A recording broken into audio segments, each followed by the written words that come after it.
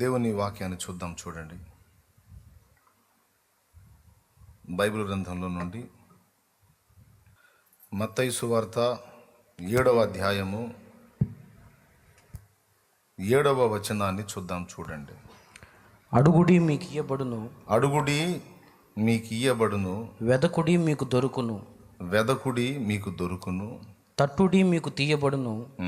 అడుగు ప్రతి వాడును పొందును, పక్షపాతం లేదు. అడుగు ప్రతి వాడును పొందును, వెదకువానికి దొరుకును, ఎవరు వెతికినా దొరుకును, తట్టువానికి తీయబడును. తీయబడును. మీలో ఏ మనుష్యుడైనను చదువు. మీలో ఏ మనుష్యుడైనను తన కుమారుడు తన్ను రొట్టెను అడిగిన ఎడల వానికి మీలో ఏ మనుషుడైనను తన కుమారుడు తన్ను రొట్టెను అడిగిన ఎడల వానికి రాతినిచ్చున, చేపను అడిగిన ఎడల పామునిచ్చున. మీరు చెడ్డవారయుండియు మీ పిల్లలకు మంచి ఈవులనయ్య నెరిగి ఉండగా పరలోకమందున మీ తండ్రి తన్ను అడుగు వారికి అంతకంటే ఎంతో నిశ్చయముగా మంచి ఈవులనిచ్చును. చాలు. కావున మనుషులు మీకు ఏమి చేయవలనని మీరు కోరుకొందురో అలాగుననే మీరును వారికి చేయుడి. ఇది ధర్మశాస్త్రమును ప్రవక్తల ఉపదేశమునై ఉన్నది. ప్రభునందు ప్రియులారా, మనం చదువుకున్న ఈ వచన భాగం తెలియని క్రైస్తవులు ఉండరు నాకు తెలిసి. మనం ప్రార్థనలో బాగా వాడుకగా వాడే పదాలలో ఇదొకటి. అడుగుడి మీకు ఇయ్యబడును అన్నావుగయ్యా, వెదకుడి మీకు దొరుకును అన్నావుగయ్యా, తట్టుడి మీకు తీస్తాను అన్నావుగయ్యా. నేను అడుగుతున్నా ప్రభువా, సహాయం చేయ తండ్రి అని ఈ వచనాలని మనం తప్పనిసరిగా దేవుని ముందు ఉంచుతాం. ఏ కొంచెం దేవుని వాక్యపు అవగాహన ఉన్న వ్యక్తికైనా ఖచ్చితంగా ఈ సంగతులు తెలుస్తాయి. ఇక్కడ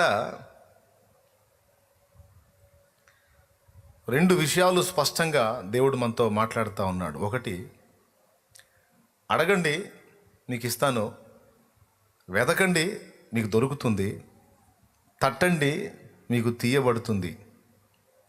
అడిగే వారిలో భేదము లేదు, ప్రతి వారు పొందుతారు అన్నాడు. ప్రతి వారు పొందుతారు అన్నాడు. మొదటిదేమో అడగండి, రెండవది అడిగే వాని విషయంలో భేదము లేదు, అందరికీ అనుగ్రహించబడిద్ది. మూడవది ఏది అనుగ్రహించబడిద్ది అక్కడ చెప్పాడు, ఏది అనుగ్రహించబడిద్దాం. 3 సంగతులు. మొట్టమొదటిది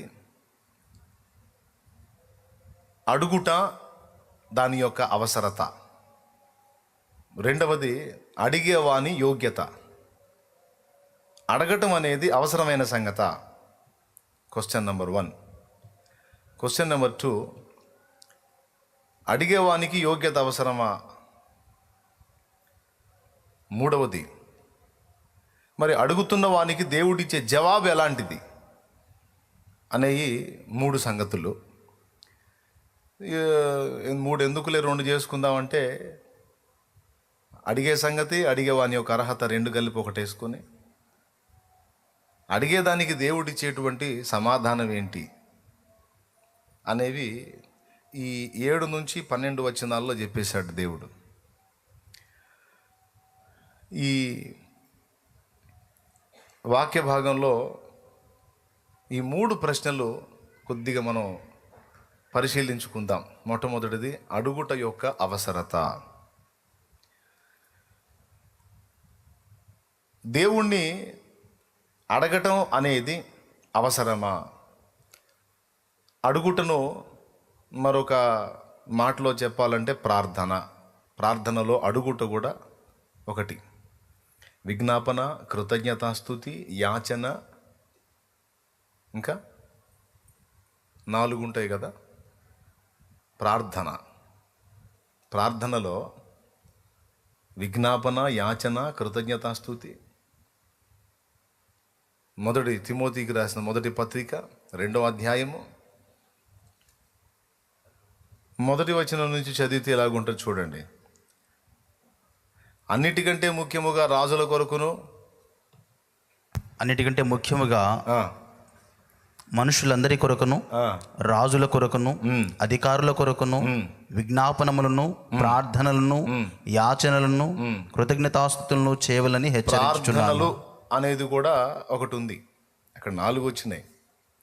కాబట్టి ప్రార్థన అనే దానిలో 3 భాగాల కింద వేసుకుందాం. ఒకటి ఆల్రెడీ ప్రార్థన అన్నాడు కాబట్టి 3. ఒకటి యాచన, విజ్ఞాపన, కృతజ్ఞతాస్తుతులు. దేని సంగతి ఏంటనేది గతంలో మీకు చెప్పాను, దాని విషయం ఇప్పుడేం చెప్పాల్సిన అవసరం లేదు. సో ప్రార్థన అనే దీనిలో అడుగుట అనేది ఒకటి ముఖ్యమైన సంగతి.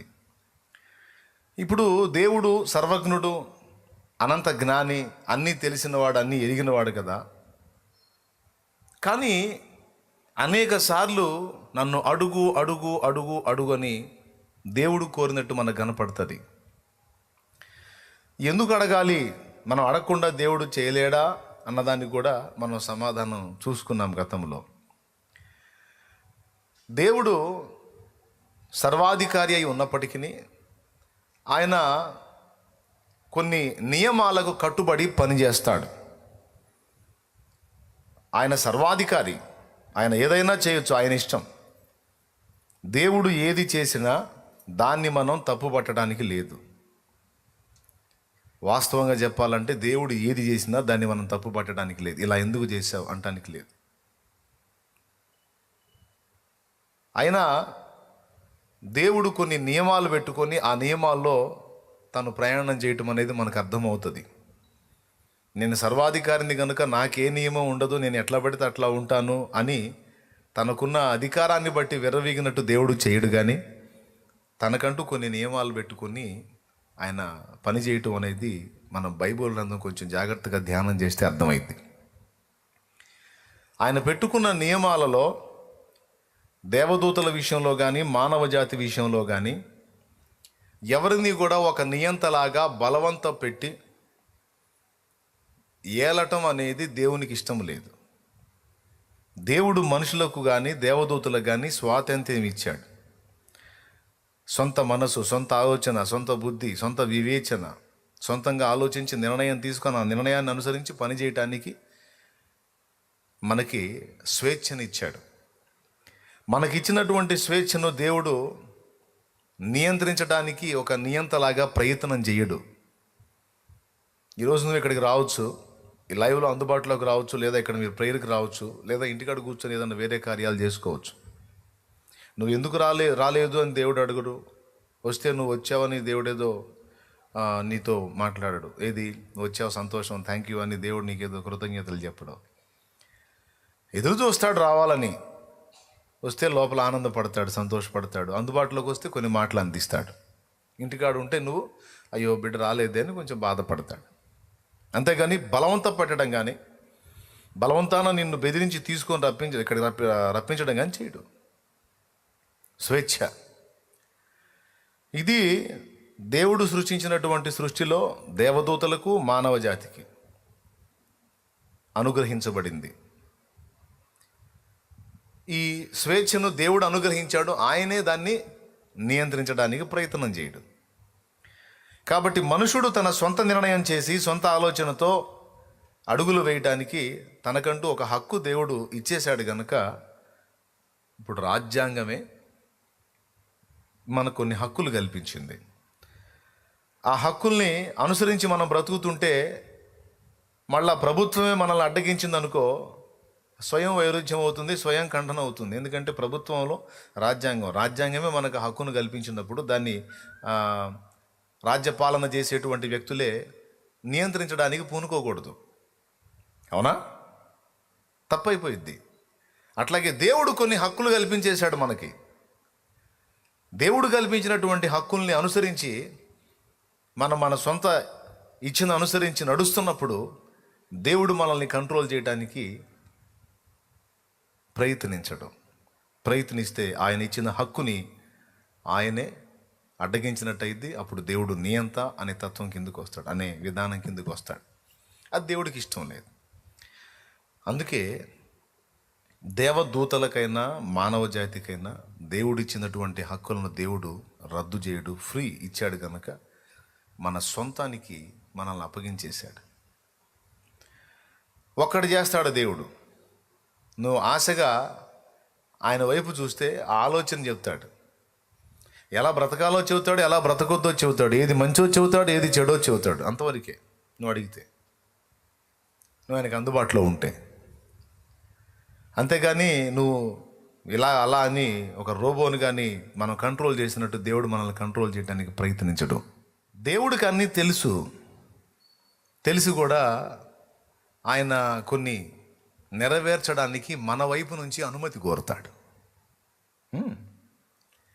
మన వైపు నుంచి అనుమతి కోరుతాడు. కళ్ళు లేని గుడ్డివాడు తన దగ్గరకు వస్తే నేను నీకేం చేయకూరుచున్నావు, ఎందుకు నన్ను పిలిచావు అన్నాడు. కళ్ళు లేనివాడు కళ్ళు కావాలని తెలియదా? ఏం అడుగుతాడో. అటువైపు నుంచి రాంది యేసయ్య ఏం చేయలే. అట్లా మీరు గమనించి చూడండి. అవతల వ్యక్తుల దగ్గర నుంచి ఆ రిక్వెస్ట్ రాకుండా ఆయన స్పందించలేదు. ఒక నాయని విధవరాల దగ్గర మాత్రం ఆమె ఏడుస్తుంటే చూసి, అయ్యో నా బిడ్డ అయ్యా అని గందరగోళం అవుతుంటే చూసి జాలిపడి కనికరాన్ని బట్టి ఆమె బిడ్డను బతికించి ఆమె చేతికి ఇచ్చాడు. చాలా విషయాలు అవతల వాళ్ళ వైపు నుంచి స్పందన వచ్చినాకనే యేసయ్య స్పందించాడు. స్తోత్రం చెప్పండి. ఎందుకంటే ఆయనకి చనువు ఉన్నా చొరవ ఉన్నా అమర్యాదగా ఎలా పడితే అలా ప్రవర్తించడు ఆయన.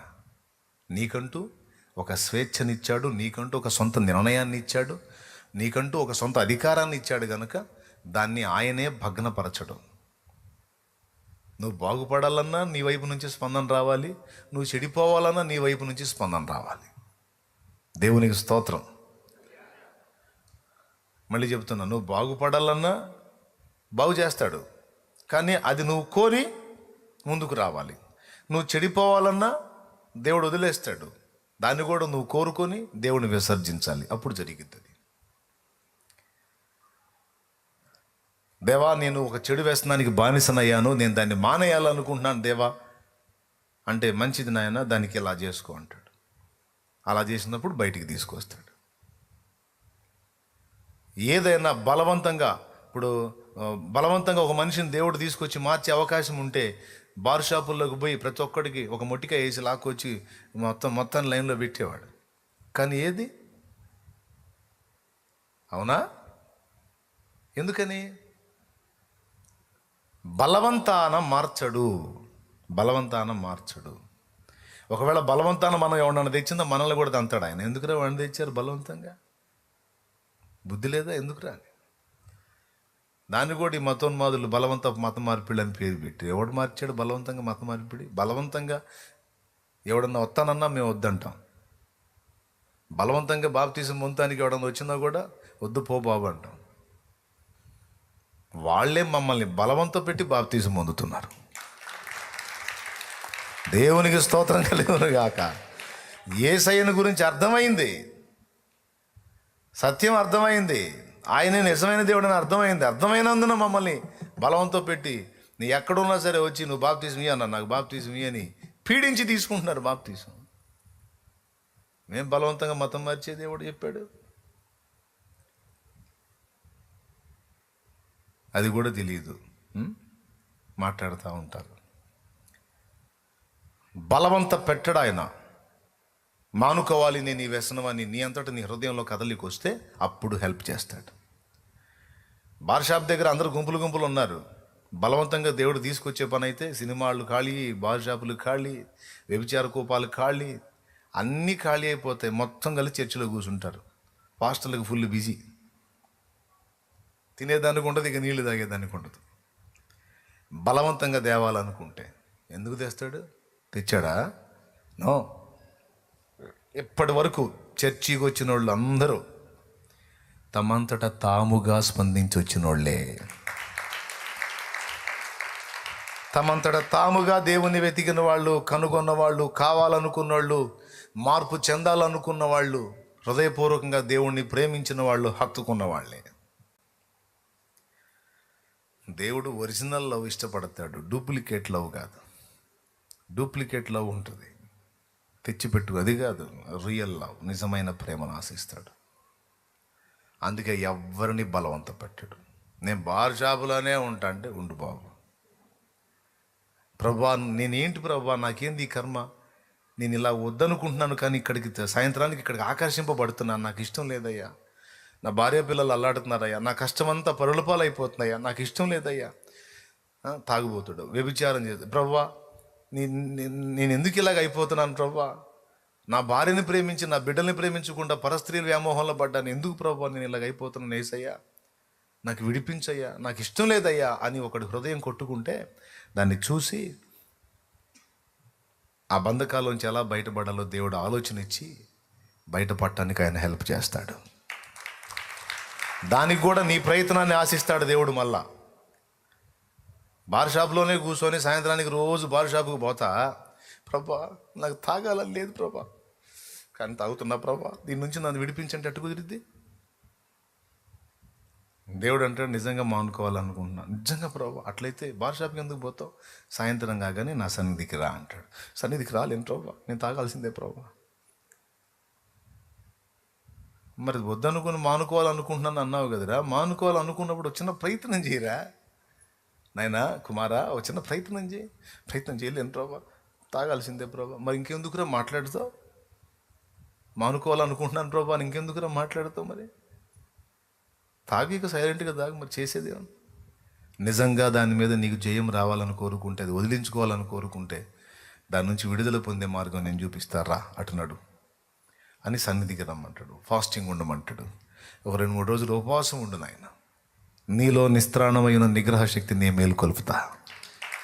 ఏ బలహీనతను అధిగమించలేకపోతున్నావు దాన్ని జయించే శక్తి నేను ఇస్తాను నీకు నా ఆత్మ ద్వారా. నీ వంతు ప్రయత్నం నువ్వు చేయాలి.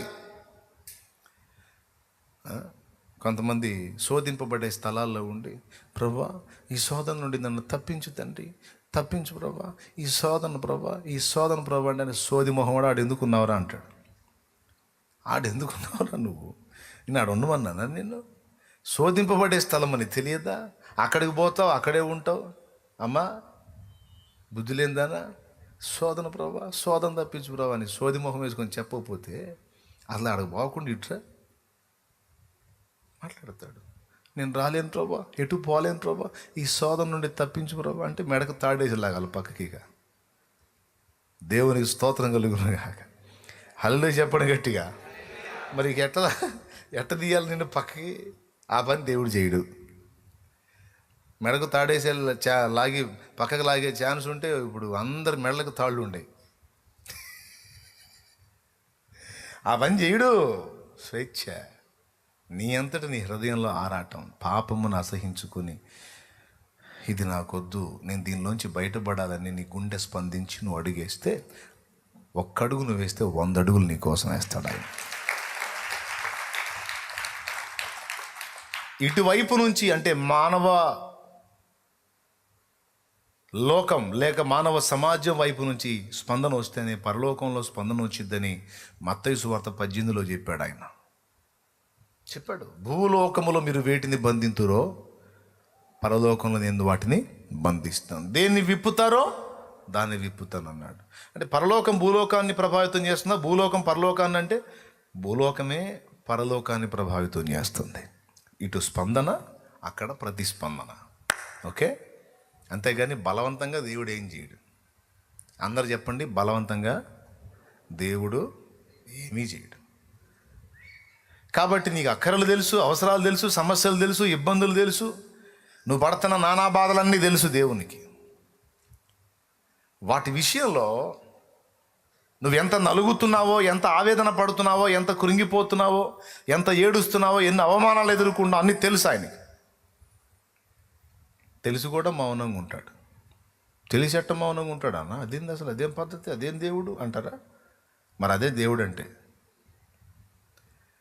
తెలియగానే పరిగెత్తుకుంటూ వచ్చి హడావుడి చేయడు.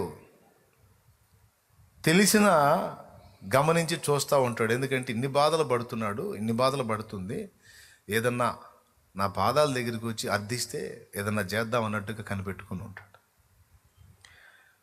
అప్పుడు మనం దేవుని యొద్దకు వచ్చి ఆయన సన్నిధిని వెతికి ఆయన తలుపు తట్టి ఆయనను అడగాలి. అర్థమైందా? అడుగుడి, వెదకుడి, తట్టుడి.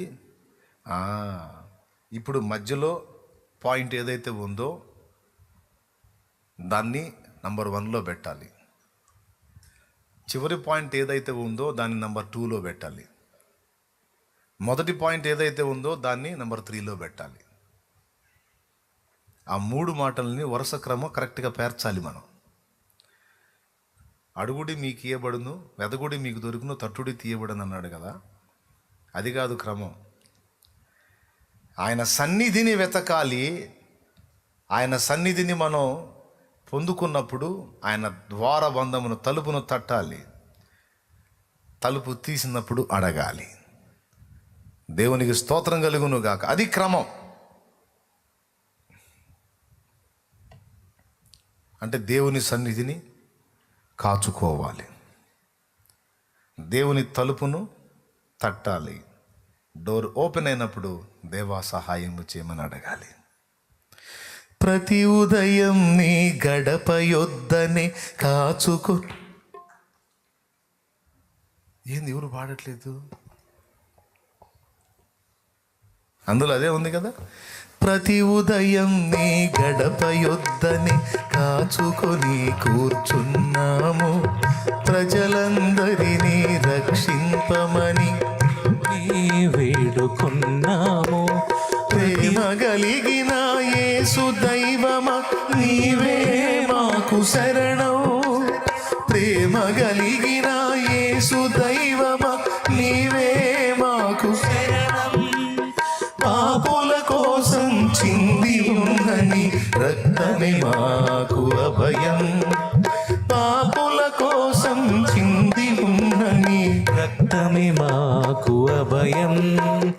దేవా దర్శించుము, దేవా దీవించుము. దేవా దర్శించు మా దేశం, మా భారతదేశం. విజ్ఞాపనలు చేశాము మా దేశ ప్రజల కోసం. దేవునికి మహిమ. ఆయన సన్నిధిని వెతకాలి. ఆయన సన్నిధిని వెతకాలంటే ఎక్కడ కూర్చుంటే అక్కడ నడుస్తుందా?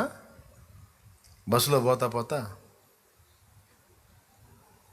అంటే వచ్చింది. కొంతమంది భక్తి అంత దరిద్రంగా ఉంటుందంటే మరీ అసలు దేవుని ముందు కాసేపు కూర్చునే టైం కూడా ఉండదు. పోతా పోతా ఒక నిలువు ఒకటి అడ్డం అంటే సిలువ వేసేసి పడేశాడు అన్నమాట. కొంతమంది లాగుతూ ఉంటాట. మరీ దారుణమైన విషయం అది కాదు. సన్నిధిని వెతకటం అంటే దేవుని కొరకు సమయమును కేటాయించి ఆయన పాదాల చెంత కాచుకోవటం. వెతకుడి అంటే ఏంటి? ఏదో పోతే వెతుక్కోవటం కాదు. చాలా విషయాల్లో వెదకుడి అని ఉంటుంది. వెదకుడి అంటే పోగొట్టుకున్న వెతుక్కోవటం కాదు, కలుసుకోండి అని. యెహోవాను వెతకగోరినవాడు ప్రత్యక్ష గుడారములో వెతుకున్నట్లు పాళెం వెలుపట ప్రత్యక్ష గుడారం వేశాడు మోషే. ఎవరిని వెతకగోరిన వాళ్ళు? యెహోవాను వెతకగోరినవారు. వెతకగోరటం అంటే కలుసుకోవటానికి ప్రయత్నించేవాళ్ళు. దేవునిని ఎవరైనా కలుసుకోవాలని ప్రయత్నించితే అట్టివాడు భక్తి సాధన చేసుకోవటానికి పాలెం వెళపల ప్రశాంత స్థలంలో మందిరం ప్రత్యక్ష గుడారం నిర్మించి పెట్టి. అర్థమైందా? దేవుణ్ణి వెతకగోరిన వారు. హన్నా దేవుణ్ణి వెతికింది ఎక్కడ? ఇంటికాడ కూర్చొని పెనిన్నతో కలిసి తిట్టుకుంటారు కాదు. దేవుని సన్నిధి షిలోహులోనున్న ప్రార్థనా మందిరంలో దేవుని వెతికింది అంటే కలుసుకుంది. వెదకుట అంటే ఈ అర్థం కూడా ఉంటుంది, దేవుణ్ణి కలుసుకోగోరిన వాళ్ళు. అర్థమైందా? దేవుని నీతిని రాజ్యమును వెతకండి అంటే ఏటో పోతే దేవులాడండి అని కాదు. వాటిని కలుసుకోండి, కలిగి ఉండడానికి ప్రయత్నం చేయండి అని. అర్థమైందా? వెదకుడి అంటే అర్థం అది. కాబట్టి దేవుని దగ్గర నుండి పొందగోరినటువంటి వ్యక్తి మొదట ఆయన సన్నిధిని వెతకాలి. ఆయన సన్నిధి ఎక్కడ దొరుకుతుంది నీకు? దేవుని మందిరములో ఆయన సన్నిధి ఉంది. ఏకాంతముగా నువ్వు ఒకవేళ నీ ఇంటనున్నా కూడా ప్రార్థన గదిలో ఆయన సన్నిధి ఉంది. ప్రభువును ప్రేమించి ప్రార్థించే పరిశుద్ధులు 2-3 ఎక్కడ కూడతారో అక్కడ ఆయన సన్నిధి ఉంది. నువ్వు ఏకాంతంగా కొంత సమయం దేవునికి కేటాయించి ఎక్కడైతే కూర్చొని దేవా ఇదిగో నేను వచ్చానయ్యా అని నువ్వు ఆయన ముందు వస్తావో అక్కడ ఆయన సన్నిధి ప్రత్యక్షమైతే. గట్టిగా స్తోత్రం చెప్పండి, స్వరం ఎత్తి బిగ్గరగా చెప్పండి, హల్లెలూయా. అది ఆయన సన్నిధిని వెతకాలి అంటే ఏంటి? కాస్త టైం కేటాయించి కాస్త దేవునితో గడపడానికి మనసును స్థిరపరచుకొని కూర్చోవాలి. ఈ ఆకలిగా ఉన్న వ్యక్తులు, ఇబ్బందుల్లో ఉన్న వ్యక్తులు, నలిగిపోతున్న స్థితిలో ఉన్న వ్యక్తులు, లేదా భక్తి సాధన చేయకూరిన వ్యక్తులు ఎంత తృష్ణతో దేవుణ్ణి వెతుకుతున్నారో కూడా కనిపెడతాడు ఆయన. ఇప్పుడు నీకు అక్కర ఉంది, ఒక 1000 రూపాయలు కావాలి. 1000 రూపాయలు కావాల్సి వచ్చినప్పుడు ఎక్కడ ఇచ్చే మార్గం లేదు. నా దగ్గర ఉంది, పైసలు ఉంది, నా దగ్గరకు వచ్చి 1000 కావాలి ఇస్తావా, ఇస్తే లేదు అన్నట్టుకుంటావా? ట్రయల్ చెప్తున్నాను నేను. 1000 కావాలి ఇస్తావా, సరే ఇస్తే లేదా అంటావా? లేకపోతే 1000 కావాలి అంటావా? ఎట్లా అడుగుతావు? అన్నా ఫలానా సమస్య వచ్చిందన్నా, ఎక్కడ తిప్పలు పడ్డ అవకాశం దొరకలేదన్నా, నువ్వు తప్పితే మార్గం లేదన్నా, 1000 రూపాయలు కావాల్సి వచ్చిందన్నా, అన్న ఏదన్నా నాకు హెల్ప్ చేయన్నా, సహాయం చేయన్నా అన్న, ప్లీజ్ అన్నా అని అడుగుతావు. అందుకని ఇగిలించుకుంటూ వచ్చి 1000 కావాలి మరి అన్నావు అనుకో, నేను లేవు మరి అంటాను నేను. దేవునికి స్తోత్రం కలుగును గాక, హల్లెలూయా. అంటే ఇక్కడ అడిగేవాడి యొక్క ఆసక్తి కూడా దేవుడు పరిగణలో తీసుకుంటాడు. సో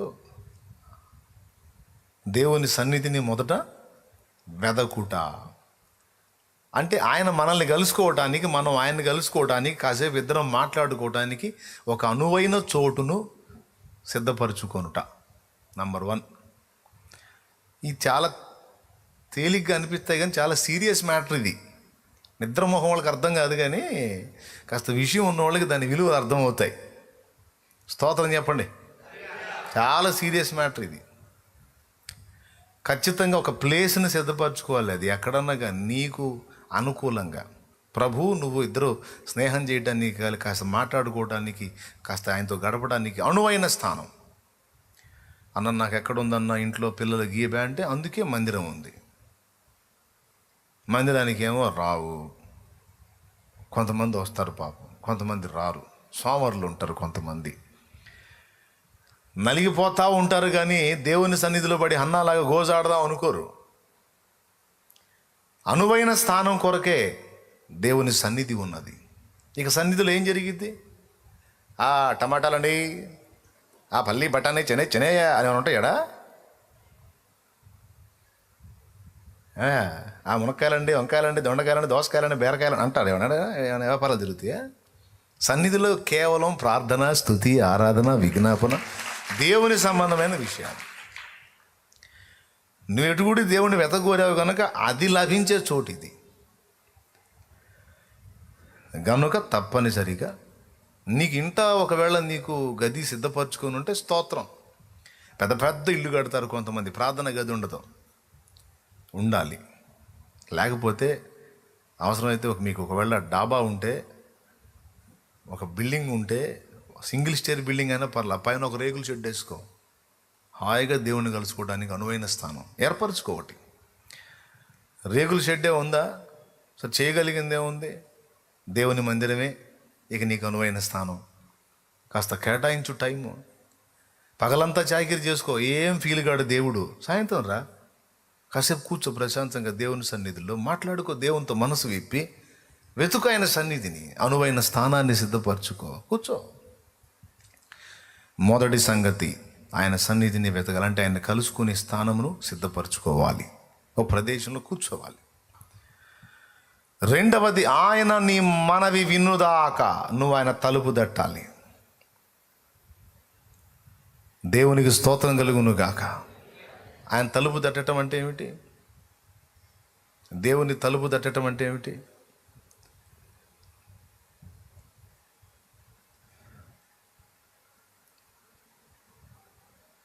బయట ఉండి భిక్షగాడు డైరెక్ట్గా వచ్చి తలుపు తట్టి, ఇంటికాడ మెయిన్ గేట్ దగ్గర తలుపు తట్టి ధర్మం అంటాడా? నో. బయట ఉండి ఆ లోపల ఉన్న వ్యక్తిని ఫస్ట్ గనపరుస్తాడమ్మా, ధర్మ తల్లి, అది తల్లి, ఇది తల్లి, అట్లాంటి తల్లి, ఇట్లాంటి తల్లి అని ఆమెని ఆకాశానికి ఎత్తుతాడు. ఎవరబ్బా నన్ను మా ఆయన కూడా పొగడ్డు, బయట బజార్లో ఎవడు ఎంతసేపు గుర్తించాడు నన్ను అన్నట్టుగా ఆ కిటికీలను చూస్తే, అమ్మా మహాతల్లి అమ్మా, నువ్వమ్మా నువ్వు వేయకపోతే నాకు దిక్కులే తల్లి, తలుపుది అమ్మా, ధర్మం చే అమ్మా, నువ్వు అలాంటి ధనము ఎలాంటి ధనము, డోర్ ఓపెన్ అయింది అంటే ప్రస్తుతిస్తాడు ఆమెని. తలుపు తీసి ఏమయ్యా అంటే ధర్మం అంటాడు. తలుపు తీయునంత వరకు ఆమెని ఘనపరిచి మాట్లాడదు.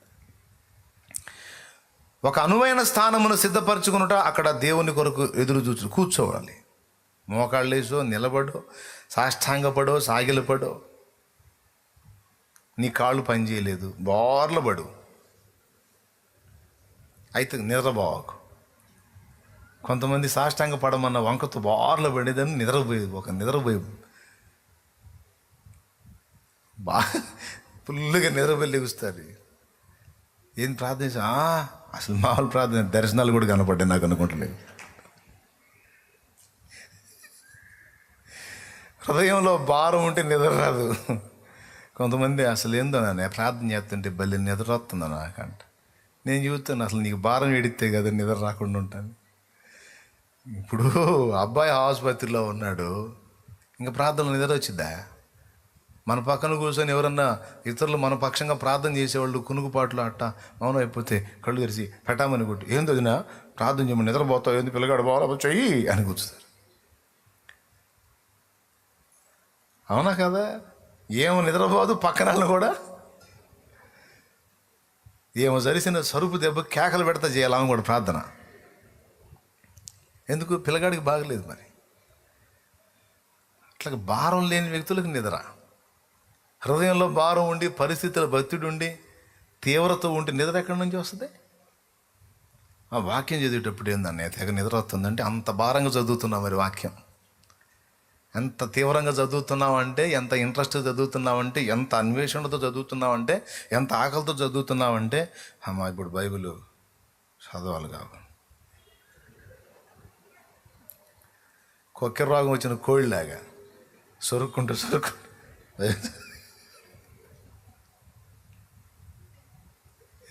బైబిల్ చదువుతుంది తెగ నిద్ర వస్తున్నాను. నేను నవ్వుకుంటాను, నేను అంత భారం ఉంది కావాలి నీకు అని.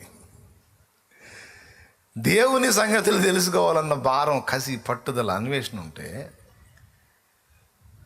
నిద్ర ఎటు నుంచి వచ్చింది? ఈ రెండు లోపాలే. ప్రార్థనలో నిద్ర వస్తుందంటే భారం లేని ప్రార్థన, వాక్య ధ్యానంలో నిద్ర వస్తుందంటే ఇది నాకు అంత ఇంపార్టెంట్ కాదని చదువుతున్నాం. చదవకపోతే మంచిది కాదేమో, ఏదైనా శోధన వచ్చిద్దేమో అని నాకు ఒక అధ్యాయం అన్నా చదువుతామని, ఆ ఒక అధ్యాయానికే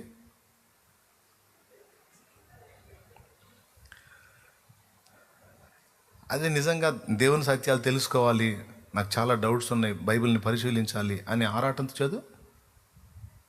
నిద్ర ఎట్టొచ్చుద్దో చూస్తాను నేను. ఆ చదివేటప్పుడు ఎవడన్నా కదిలిస్తే పిచ్చ కోపం వచ్చింది.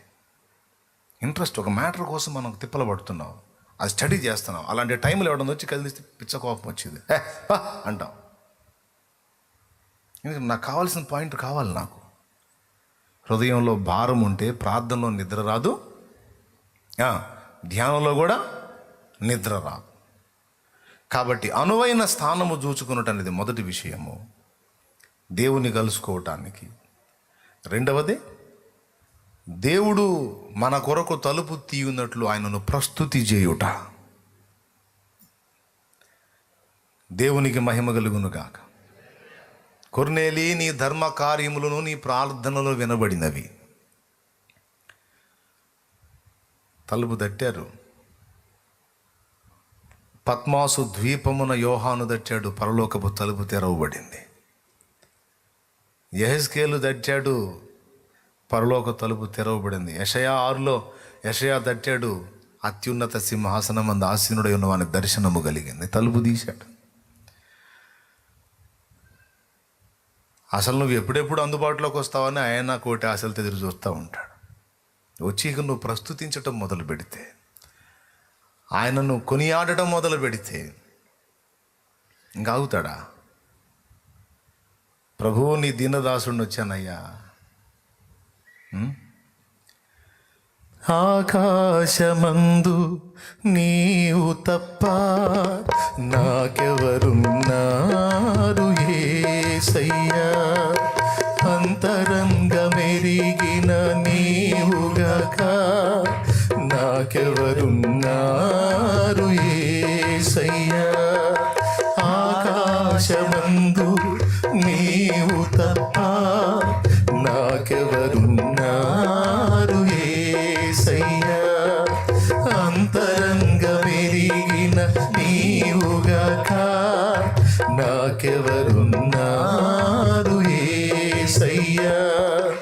అయ్యా అయ్యా నా యేసయ్యా, అయ్యా అయ్యా నా యేసయ్యా, అయ్యా అయ్యా నా యేసయ్యా, అయ్యా అయ్యా నా యేసయ్యా.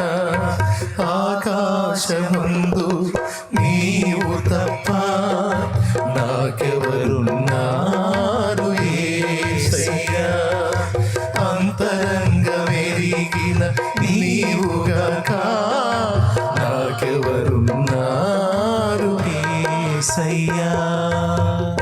కూర్చొని అలాగ దేవునికి ఆర్తధ్వని చేస్తే ఆగుతాడా?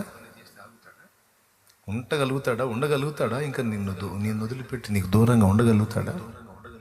మోకాళ్ళు నిదిగో తండ్రి వచ్చానయ్యా. తృణమైన బంధాలు స్థిరములని నమ్మి, క్షణికమైన వాంఛలకు జీవితాన్ని అమ్మి, మోసపోతిని మూడునైతిని, విరిగి నలిగి నేదరి చేరితిని, విరిగి నలిగి నేదరి చేరితిని. అయ్యా అయ్యా నా యేసయ్యా, అయ్యా అయ్యా నా యేసయ్యా అని నువ్వు ఒక కేక వేస్తే బళ్ళు తెచ్చుకుంటా తలుపు ఓపెన్ చేసిస్తాడు. ఏమి నా కుమారుడా నీ బాధ అంట. ఏమి నా కుమారి, ఎందుకు మా ఏడుస్తున్నావు? ఎందుకు ఏడుస్తున్నావు? దేవునికి హృదయం ఉందండి. ఆయన రాయి కాదు, కఠినాత్ముడు కాదు. ఆయన ఎంత హృదయం గలవాడో తెలుసా? మన కన్నుల వెంట నీరు వస్తే తట్టుకోలేడు. మన ఏడుపు చూసి కొంతమంది మనుషులకు హాస్యం, మన ఏడుపు చూసి కొంతమంది ఎగతాళి, మన ఏడుపు చూసి కొంతమంది వెటకారం. కానీ దేవుడు ఎప్పుడు అలా చేయడం. మన కన్నీరు, తన భక్తిపరుల కన్నీళ్ళు దేవుని హృదయాన్ని తాకుతాయి. హృదయం కదులుద్ది, ఆయన ఖచ్చితంగా స్పందిస్తాడు. ఆయన సన్నిధిని వెతుకుట కొరకు అనువైన స్థానమును దూచుకొనుట, మోకాళ్ళుని దేవునికి మన ప్రస్తుతిని తెలియజేయుట. అటు ఇటు మనసు పరిపరి విధాల పరిగెత్తుతూ ఉంటుంది. దాన్ని కంట్రోల్ చేసుకొని మనోనిదానము కలిగి, ఏదైనా నాయన నువ్వు ఒక పరిష్కారం చెప్పకపోతే నేను కదలలేను, ఏదైనా నువ్వు ఒక దారి చూపించకపోతే నాకు ఇంకేం అర్థం కావట్లేదయ్యా, నాకు తెలియదు, నువ్వే ఏదన్నా నాకు చేయాల్సింది, నువ్వు రావాలి ఇప్పుడు, నాకు హెల్ప్ చేయాలి, నువ్వు మాట్లాడాలి. ఎందాక నీవు మధురాలవై ఉందు అని అన్నానంటే ఏముంది? నా హృదయమును సైన్యములకు అధిపతిగా యెహోవా దేవుని సన్నిధిని కొమ్మరించుకుంటున్నానయ్యా. తాగి మధురాలనే కాదయ్యా, గర్భఫలం కోసం నేను పడుతున్న ఆవేదన నీకు అలా అనిపించింది. కానీ మూలుగులయ్యా, నా ఈ మూలుగులు అంది. ఆమె మూలుగుతూ ఉన్నప్పుడు మత్తురాలై మూలుగుతుంది అనుకున్నాడు. ఆత్మవశురాలై దేవుణ్ణి అలా సాధించిందిగా. కన్నా ప్రేమను ఇమ్మని సోదరి హన్న విన్నవించగా దేవుని కన్నా ప్రేమను ఇమ్మని సోదరి హన్న విన్నవించగా దేవుని అన్ని ఎరిగిన తండ్రి హన్నాను దీవింప అన్ని ఎరిగిన తండ్రి హన్నాను దీవింప వన్నెకెక్కిన కొడుకు చెన్నుగా నొందిన కరుణ పీఠము చేరరే దేవుని కృప చరణాస్థలిని చేరరే కరుణ పీఠము చేరరే దేవుని కృప చరణాస్థలిని చేరరే పరలోక జనకుని వరములు లభించు పరలోక జనకుని వరములు లభించు కరుణామవు ప్రార్థనలు కరములు జోడించి కరుణ పీఠము చేరరే దేవుని కృప చరణాస్థలిని చేరరే.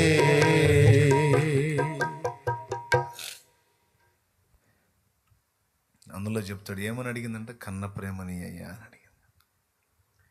కన్నా ప్రేమను ఇమ్మని సోదరి హన్నా విన్నావించగా దేవుని అన్నీ ఎరిగిన తండ్రి హన్నాను దీవింప వన్నేకెక్కిన కొడుకును చెన్నుగా పొందిన ప్రాస ఏం కలిపాడు కదా మాసిదమణయ్య గారు. కరుణాపీఠము చేరరే దేవుని కృప చరణాస్థలిని చేరరే వేడరే పరలోక జనకుని వరములు లభించు తరుణామవు ప్రార్థనలో కరములు జోడించి పద చల్ నడు నాన్న దగ్గరికి పద నాన్న దగ్గరికి పద మోకాళ్ళలో సత్తు ఉంటే చేతులు జోడించు పిలువు తండ్రిని తట్టు తలుపు కన్నీళ్లతో తట్టు హృదయ వేదనతో తట్టు విజ్ఞాపన స్తుతి ఆరాధనతో తట్టు బొండవేయబడి బిగించబడి చెరసాల్లో ఖైదు చేయబడి కదలలేక మెదలలేక ఉన్న స్థితిలో చూసి ఒళ్ళంతా గాయాలు బాధ ఏం చేయాలా పరలోక తండ్రి తలుపు తట్టారు. ఆ చెరసాల గదే అనువైన స్థానం, ఆ రాత్రి ఆ నిశీధి వేళ అనువైన స్థానం, అనువైన సమయం, చెరసాల గదే అనువైన స్థానం తట్టడం మొదలుపెట్టారు. ఎట్లా? స్తుతించుచు స్తుతి మొదలుపెట్టారు. ఆ స్తుతి ఆరాధన అక్కడికి చేరింది. చేరిగా ఆ తండ్రి స్పందిస్తే చెరసాల పునాదులు మహాభూకంపం వచ్చి తలుపులన్నీ ఊడిపోయి ఆ పునాదులతో సహా కదిలిపోయిందట. లేఖనంలో ఉంది, అబద్ధం కాదుగా. వాళ్ళిద్దరూ బొండ వేయబడి కదలని స్థితిలో పౌలు శీలలు చెరసాల గదిలో స్తుతించటం మొదలుపెట్టి కీర్తిస్తూ ఉంటే ఒళ్ళంతా పచ్చడైనట్టు తన్నులు తిని వీళ్ళేంట్రా ఇట్లా పాడుతున్నారని మిగిలిన ఖైదీలు వినుచున్నారు. విచిత్రం చెప్పనా, పాడినోళ్ళ బంధకాలే కాదు, కూర్చొని అవతల చెరసాల గదుల్లో కూర్చొని మౌనంగా మాట్లాపేసి వింటున్నటువంటి వాళ్ళ బంధకాలు కూడా ఊడిపోయాయి అన్నది. అందరి బంధకములు ఊడెను. స్తుతించిన వారి బంధకాలే కాదు, స్తుతి విన్నవారి బంధకాలు కూడా. స్తుతి ఆరాధన, దేవునికి కృతజ్ఞతార్పణలు కదలాలా, పోయి టచ్ అవ్వాలా, ఆ తలుపుకు టచ్ అవ్వాలా. నీ స్తుతి ఆరాధన వెళ్ళి టచ్ అయితే ఓపెన్ అయిపోయింది డోర్. ఇక నెక్స్ట్ స్వరం ఏంటి? కుమారుడా ఏం కావాలనేది. కుమారి ఏం కావాలమ్మా? అప్పుడు అడుగుడి, దేవునికి స్తోత్రం కలుగును గాక. హల్లెలూయా. ఇప్పుడు ప్రశ్న నెంబర్ 1 ఏం చెప్పాను? అడుగుడి అన్నాడు కదా. అడుగుట యొక్క అవసరత, అడిగే విధానం. ఎందుకు అడగాలి?